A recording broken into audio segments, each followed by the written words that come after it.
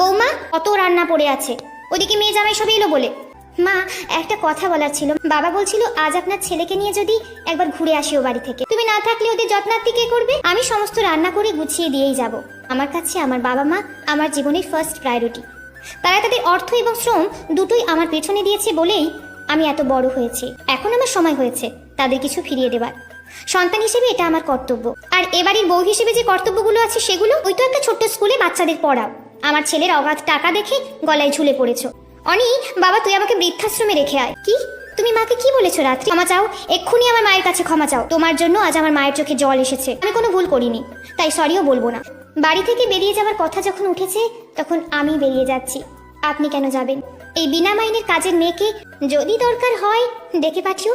আজ বরং আসি। বর্তমানে এমন অনেক রাত্রি আছে যারা শত যন্ত্রণা সহ্য করে শ্বশুরবাড়িতে থেকে যায়, কারণ তাদের কোনো যাওয়ার জায়গা নেই বলে।